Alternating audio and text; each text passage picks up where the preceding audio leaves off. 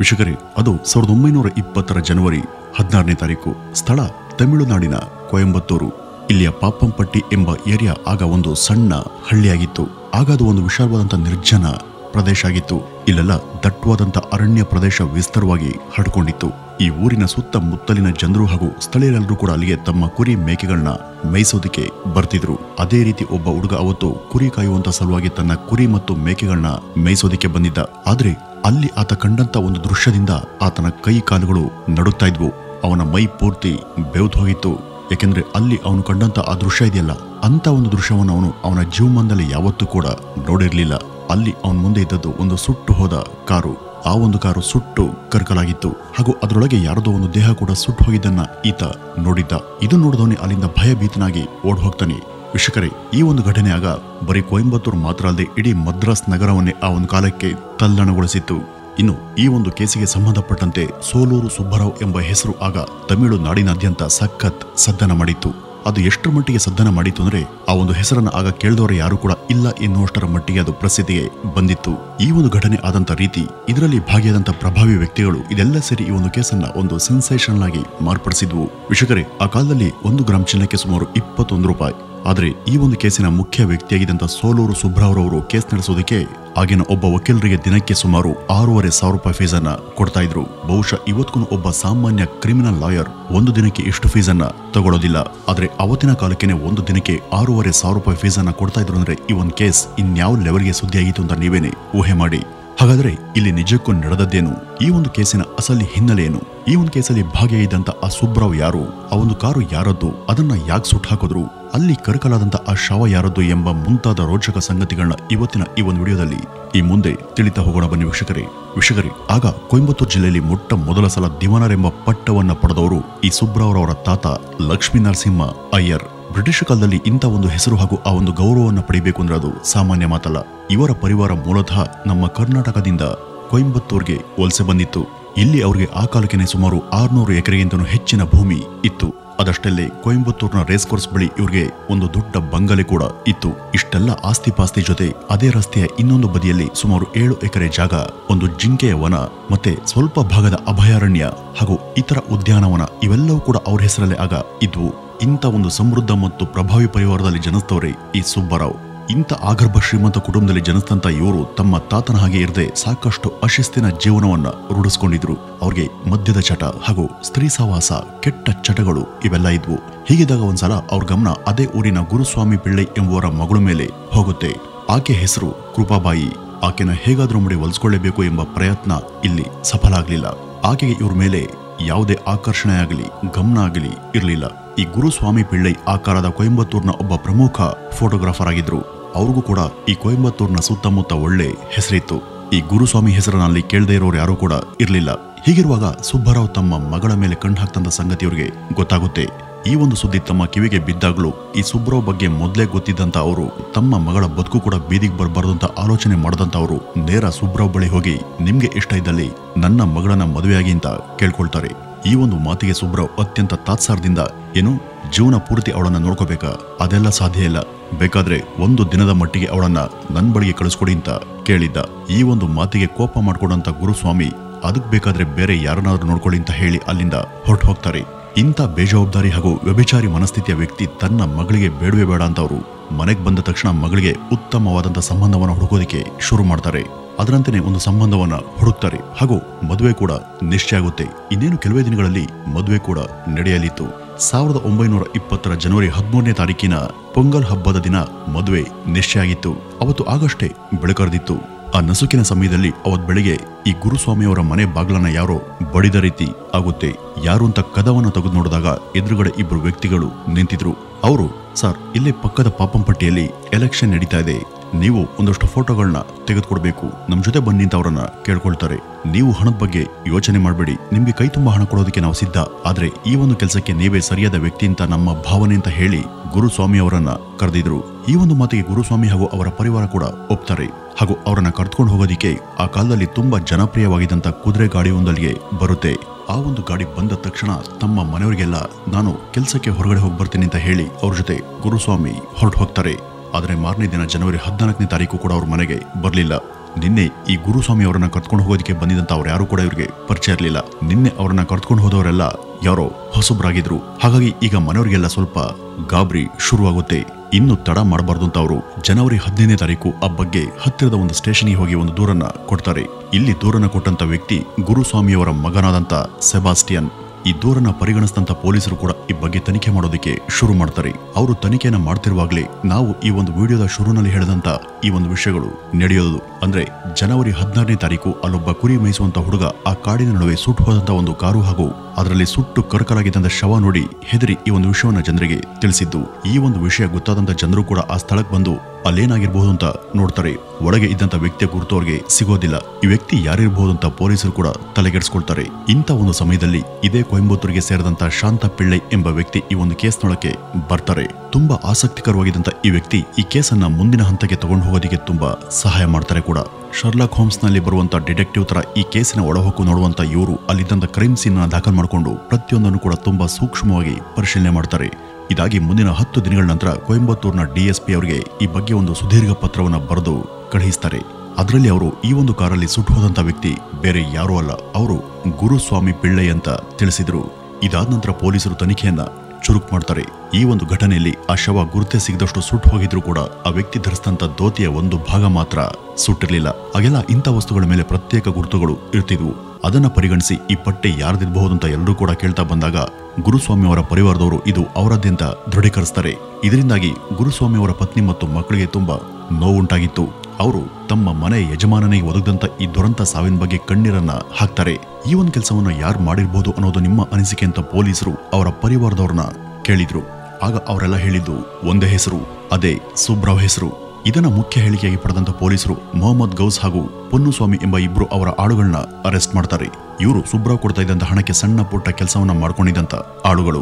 ಇವರ ಹೇಳಿಕೆ ಆಧಾರವಾಗಿ ಅಲ್ಲಿಯ ಒಂಡಿ ಪುತ್ತೂರಿನ ತಂಬಾಕಿನ ಪ್ರಾಡಕ್ಟ್ ಏಜೆಂಟ್ ಆಗಿದಂತ ನಂಜಪ್ಪ ಚೆಟ್ಟಿ ಎಂಬಾತರನ್ನ ಹಿಡಿದು ಬಂಧಿಸಲಾಗುತ್ತೆ. ಈಗ ಈ 3 ಜನ ಸಸ್ಪೆಕ್ಟ್ಗಳನ್ನ ಹಿಡಿದು ಸರಿಯಾದ ರೀತಿಯಲ್ಲಿ ವಿಚಾರಣೆ ಮಾಡಿದಾಗ ಅವತ್ತು ಗುರುಸ್ವಾಮಿ ಪಿಳ್ಳೈರವರಿಗೆ ಏನ್ ನಡೀತು ಎಂಬ ಬಗ್ಗೆ ಇವರು ಪೊಲೀಸರಿಗೆ ತಮಗೆ ಗೊತ್ತಿದ್ದಂತ ಎಲ್ಲವನ್ನೂ ಕೂಡ ತಿಳಿಸೋದಕ್ಕೆ ಶುರು ಮಾಡ್ತಾರೆ. ಅವತ್ತು 10 ದಿನಗಳ ಮಟ್ಟಿಗೆ ನಿನ್ನ ಮಗಳನ್ನ ನನ್ನ ಹತ್ರ ಕಳಿಸ್ಕೊಡುವಂತ ಸುಬ್ರಾವ್ ಹೇಳಿದ್ದಕ್ಕೆ ಅದಕ್ಕೆ ಬೇರೆ ಯಾರನ್ನಾದ್ರೂ ನೋಡ್ಕೊಳ್ಳಿ ಅಂತ ಹೇಳದಂತ ಗುರುಸ್ವಾಮಿ ಹಾಗೂ ಅವ್ರ ಮಗನ ಮೇಲೆ ಸುಬ್ರಾವ್ಗೆ ತೀವ್ರ ಅಸಮಾಧಾನ ಮತ್ತು ಅಸಹನೆ ಶುರುವಾಗಿತ್ತು. ಈ ಗುರುಸ್ವಾಮಿನ ಹೇಗಾದ್ರೂ ಮಾಡಿ ಮುಗಿಸ್ಲೇಬೇಕು ಎಂಬ ಕೆಟ್ಟ ಯೋಚನೆಯಿಂದ ಅವನು ಮೊಹಮ್ಮದ್ ಗೌಸ್ ಮತ್ತು ಪೊನ್ನುಸ್ವಾಮಿ ಎಂಬ ಇಬ್ಬರನ್ನ ಗೊತ್ತು ಅವತ್ತು ಈ ಗುರುಸ್ವಾಮಿ ಮನೆಗೆ ಫೋಟೋ ತೆಗೆಯುವಂತ ಕೆಲಸಕ್ಕೆ ಅವರನ್ನ ಕರ್ಕೊಂಡ್ಬರೋದಿಕ್ಕೆ ಕಳಿಸಿದ್ದ. ಆಗ ಅವರು ಒಂದು ಕುದುರೆ ಗಾಡಿ ಸಹಿತ ಈ ಗುರುಸ್ವಾಮಿ ಮನೆಗೆ ಬಂದು ಅವನನ್ನ ಕೆಲಸಕ್ಕೆ ಆಹ್ವಾನ ಮಾಡಿ ಅದೇ ಗಾಡಿಯಲ್ಲಿ ಕೂರಿಸ್ಕೊಂಡು ಪಾಪಂಪಟ್ಟಿ ಕಡೆ ಬರ್ತಿದ್ರು. ದಾರಿಯ ಮಧ್ಯ ಒಂದು ಜಾಗದಲ್ಲಿ ಗಾಡಿ ನಿಲ್ಲಿಸಿ, ಈಗ ಇಲ್ಲಿ ಒಂದು ಭಜನೆ ತಂಡ ಬರುತ್ತೆ, ನೀವು ಅವರ ಫೋಟೋ ತೆಗೆದುಕೊಡಿ ಅಂತ ಹೇಳಲಾಗುತ್ತೆ. ಆದ್ರೆ ಹೊತ್ತು ಮುಳುಗುವಂತ ಸಮಯ ಆದ್ರೂ ಕೂಡ ಅಲ್ಲಿ ಯಾವುದೇ ಭಜನೆ ತಂಡ ಬರ್ಲಿಲ್ಲ. ಇದರಿಂದ ಯಾಕೋ ಗುರುಸ್ವಾಮಿಗೆ ಅವ್ರ ಮೇಲೆ ಅನುಮಾನ ಶುರುವಾಗುತ್ತೆ.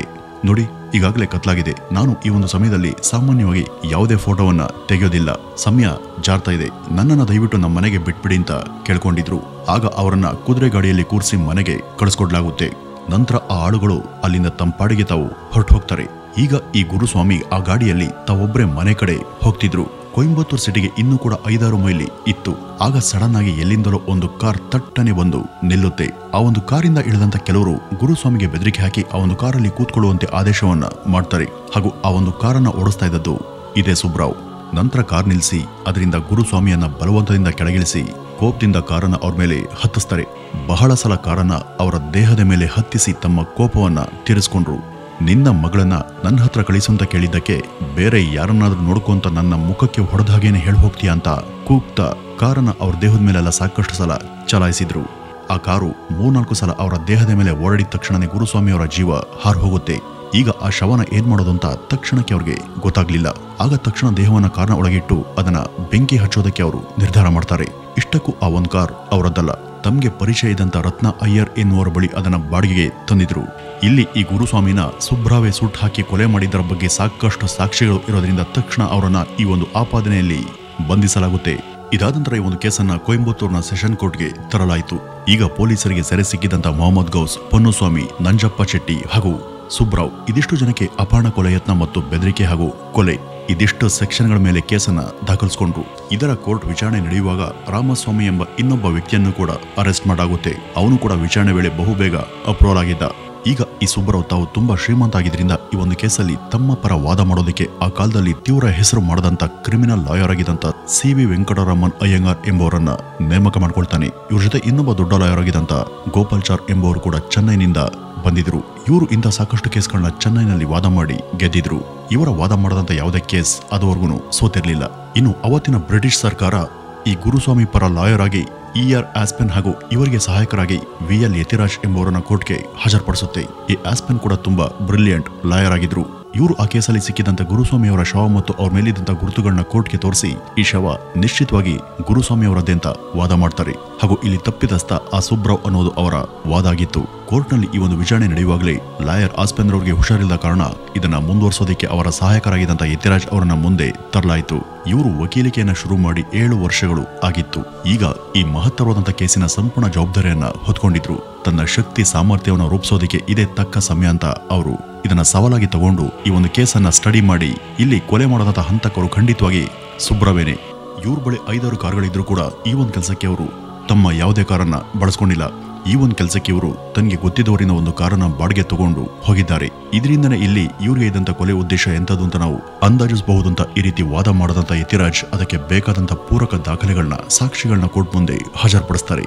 ಈಗ ಕೋರ್ಟಲ್ಲಿ ಇವರ ವಾದ ಸಲ್ಲಿಕೆಯಾಗಿ ಇಲ್ಲಿ ತಪ್ಪು ಮಾಡದಂತ 4 ಪೈಕಿ ನಂಜಪ್ಪ ಚೆಟ್ಟಿ ಒಬ್ಬರನ್ನ ಬಿಟ್ಟು ಉಳಿದವರಿಗೆ ಮರಣದಂಡನೆ ಹಾಗೂ ಇದಕ್ಕೆ ಸಹಾಯ ಮಾಡದಂತ ನಂಜಪ್ಪ ಅವ್ರಿಗೆ ಜೀವಾವಧಿ ಶಿಕ್ಷೆ ಅಂತ ಕೋರ್ಟ್ ತೀರ್ಪು ಕೊಡುತ್ತೆ. ಆದರೆ ಈ ಒಂದು ತೀರ್ಪಿನ ವಿರುದ್ಧ ಸುಬ್ರಾವ್ನ ವಕೀಲರು ಮದ್ರಾಸ್ ಹೈಕೋರ್ಟ್ಗೆ ಮೇಲ್ಮನವಿಯನ್ನ ಸಲ್ಲಿಸ್ತಾರೆ. ಹಾಗೂ ಇಲ್ಲಿಂದ ತಮ್ಮ ಆತ್ಮೀಯ ಗೆಳೆಯ ಹಾಗೂ ತುಂಬಾ ಪ್ರಭಾವಿ ಲಾಯರ್ ಆದಂತ ಎರ್ಡ್ಲಿ ನಾರ್ಟನ್ ಎಂಬುವರನ್ನ ಈ ಒಂದು ಕೇಸಿನ ಪರವಾಗಿ ವಾದಕ್ಕೆ ನೇಮಕ ಮಾಡಲಾಗುತ್ತೆ. ಈ ಮದ್ರಾಸ್ನ ಹೊಸ ವಕೀಲರ ಒಂದು ದಿನದ ಸಂಪಾದನೆ ಆ ಕಾಲಕ್ಕೆ ಸುಮಾರು 6,500 ರೂಪಾಯಿ ಅಂದ್ರೆ ನೀವು ಅರ್ಥ ಮಾಡ್ಕೊಳ್ಳಿ. ಹೀಗಿರುವಾಗ ಈ ಒಂದು ಕೇಸ್ ಆಗ ಯಾವ ಮಟ್ಟಿಗೆಲ್ಲ ಹೆಸರು ಮಾಡಿತು ಅಂತ ನೀವೇನೆ ಊಹೆ ಮಾಡಬಹುದು. ಈಗ ಸೆಷನ್ ಕೋರ್ಟ್ನಲ್ಲಿ ಅಲ್ಲಿ ಸತ್ತೋರು ಗುರುಸ್ವಾಮಿ ಅಂತ ಸಾಬೀತಾಗಿತ್ತು. ಈಗ ಮದ್ರಾಸ್ ಹೈಕೋರ್ಟ್ನಲ್ಲಿ ಈ ಇಡೀ ಕೇಸನ್ನೇ ಉಲ್ಟಾ ಸೀದಾ ಮಾಡುವಂತ ಪ್ರಯತ್ನವನ್ನ ಹೊಸ ವಕೀಲರು ನಡೆಸುವಂತ ಯೋಜನೆಯಲ್ಲಿದ್ರು. ಅವರು ಈಗ ಯಾವ ದಿಕ್ಕಿಂದ ಈ ಸುಬ್ರಾವ್ನನ್ನ ಈ ಕೇಸಿಂದ ತಪ್ಪಿಸಬಹುದೋ ಆ ಎಲ್ಲಾ ಸಾಧ್ಯತೆಗಳನ್ನು ಕೂಡ ಲೆಕ್ಕ ಹಾಕೋದಿಕ್ಕೆ ಶುರು ಮಾಡ್ತಾರೆ. ಯಾವ ರೀತಿ ಅಪರಾಧಿ ಸುಬ್ರಾವ್ರನ್ನ ಅವರು ಇಲ್ಲಿ ಸಮರ್ಥಿಸ್ಕೊಂಡ್ರು ಅಂತ ನೋಡೋದಾದ್ರೆ, ಮೊದಲಿಗೆ ಆ ಕಾರಲ್ಲಿ ಸಿಕ್ಕಂತ ಅಪರಿಚಿತ ಶವನ ಇಟ್ಕೊಂಡು ಅದು ಗುರುಸ್ವಾಮಿ ಅಂತ ಹಾಗೂ ಅದನ್ನ ಮಾಡಿದ್ದು ಸುಬ್ರಾವ್ ಅಂತ ಹೇಳಲಾಗ್ತಿದೆ. ಆದ್ರೆ ಒಂದು ಹೆಣ್ಣನ್ನ ಆಸೆ ಪಟ್ಟಂತ ಸುಬ್ರಾವ್ ಆಕೆ ತಂದೆ ಮೇಲೆ ಯಾಕೆ ಈ ರೀತಿ ಸೇಡನ್ನ ತೀರಿಸ್ಕೋಬೇಕು, ಅದರ ಅವಶ್ಯಕತೆ ಆದ್ರೂ ಅವ್ರಿಗೆ ಏನಿದೆ, ಮೇಲಾಗಿ ಕಾರಲ್ಲಿ ಇರುವಂತಹ ಶವ ಸಂಪೂರ್ಣ ಸುಟ್ಟು ಹೋಗಿದೆ ಅನ್ನೋದು ವರದಿಯಲ್ಲಿ ಇದ್ರೂ ಕೂಡ ಅದು ಧರಿಸಿದಂತ ಧೋತಿಯ ಒಂದು ಭಾಗ ಮಾತ್ರ ಅಗ್ನಿ ಅವಘಡದಲ್ಲಿ ಸುಡದೇ ಇದ್ದದ್ದು ಹೇಗೆ? ಇದೆಲ್ಲ ನೋಡ್ತಿದ್ರೆ ಇದು ಕೇವಲ ಸುಬ್ರಾವ್ರವರ ಮೇಲೆ ಇಲ್ಲದ ಆರೋಪವನ್ನು ಹೊರಿಸೋದಕ್ಕೆ ಅನೇಕರು ಹೂಡಿರುವಂತ ತಂತ್ರ ಎಂಬುದು ಮೇಲ್ನೋಟಕ್ಕೆ ಸ್ಪಷ್ಟ ಆಗುತ್ತೆ. ನನ್ನ ಪ್ರಕಾರ ಇಲ್ಲಿ ನಡೆದಿರೋದು ಇಷ್ಟೇ. ಆ ಕಾರಲ್ಲಿ ಸತ್ತಂತ ವ್ಯಕ್ತಿ ಖಂಡಿತ ಗುರುಸ್ವಾಮಿ ಅಲ್ಲ. ಈ ಗುರುಸ್ವಾಮಿ ಎಂಬ ವ್ಯಕ್ತಿ ನನ್ನ ಕಕ್ಷಿದಾರರಾದ ಸುಬ್ರಾವ್ಗೆ ಹೆದರುಕೊಂಡು ಎಲ್ಲೋ ತಲೆಮರೆಸ್ಕೊಂಡಿದ್ದಾರೆ. ಅವರು ಇಲ್ಲದಂತ ಸಮಯ ನೋಡಿ ಎಲ್ಲೋ ಆಕಸ್ಮಿಕವಾಗಿ ಸತ್ ಹೋದಂತ ವ್ಯಕ್ತಿನೇ ಗುರುಸ್ವಾಮಿ ಅಂತ ಹೇಳಿ ಈ ಒಂದು ಆರೋಪವನ್ನ ನನ್ನ ಕಕ್ಷಿದಾರರ ಮೇಲೆ ಆರೋಪಿಸಿದ್ದಾರೆ. ಹೀಗಾಗಿ ಇದನ್ನ ತಳ್ಳಹಾಕಿ ನನ್ನ ಕಕ್ಷಿದಾರಿಗೆ ನ್ಯಾಯ ಒದಗಿಸಿಕೊಡಿ ಅಂತ ಹೊಸ ವಕೀಲರು ನ್ಯಾಯಾಧೀಶರಿಗೆ ಮನವಿಯನ್ನ ಮಾಡ್ತಾರೆ. ಇವರು ಈ ರೀತಿ ವಾದ ಮಾಡದಂತ ರೀತಿ ನೋಡಿ ಆ ಕೋರ್ಟ್ನಲ್ಲಿದ್ದಂತ ಎಲ್ಲರೂ ಕೂಡ ಬೆರಗಾಗಿದ್ರು. ಅದಷ್ಟಲ್ಲದೆ ಅವ್ರ ಬಳಿ 5-6 ಕಾರ್ ಇದ್ದದ್ದು ಸತ್ಯ. ಆದ್ರೆ ಘಟನೆಯ ದಿನ ಆ ಎಲ್ಲಾ ಕಾರುಗಳನ್ನು ಕೂಡ ಸರ್ವಿಸ್ಗೆ ಕೊಡ್ಲಾಗಿತ್ತು. ಆ ಕಾರ್ಗಳನ್ನ ಸರ್ವಿಸ್ಗೆ ಕೊಟ್ಟಿದ್ದರ ಬಗ್ಗೆ ದಾಖಲೆಗಳನ್ನು ಕೂಡ ಇವರು ಕೋರ್ಟ್ ಮುಂದೆ ಹಾಜರುಪಡಿಸ್ತಾರೆ. ಈ ನ್ಯಾಯವಾದಿಗಳ ವಾದವನ್ನು ಆಲಿಸಿದಂತ ಕೋರ್ಟ್ ಅದನ್ನ ಪರಿಗಣಿಸಿ ನಡೆದಂತ ಘಟನೆಗೂ ಹಾಗೂ ಕಟಕಟೆಯಲ್ಲಿ ನಿಂತಿರುವಂತಹ ಆರೋಪಿಗಳಿಗೂ ಯಾವುದೇ ಸಂಬಂಧ ಇಲ್ಲ, ಹೀಗಾಗಿ ಅವರು ದೋಷ ಮುಕ್ತ ಅಂತ ಬಿಡುಗಡೆ ಮಾಡಲಾಗಿದೆ ಎಂಬ ತೀರ್ಪನ್ನ ಹೊರಡಿಸ್ತಾರೆ. ನಂತರ ಕೋರ್ಟ್ನಿಂದ ಜಂಬದಿಂದ ಹೊರಗಡೆ ಬಂದಂತ ಸುಬ್ಬರಾವ್ ತಮ್ಮ ಜೇಬಿನಿಂದ ಆ ಕಾಲಕ್ಕೆ ತುಂಬಾ ಬೆಲೆ ಬಾಳುವಂತ 100 ರೂಪಾಯಿ ನೋಟನ್ನ ಸಿಗರೆಟ್ ತರ ಸುತ್ತಿ ಅದಕ್ಕೆ ಲೈಟರ್ನ ಹಚ್ಕೊಂಡು ಹೊರಗಡೆ ಬಂದಿದ್ದ.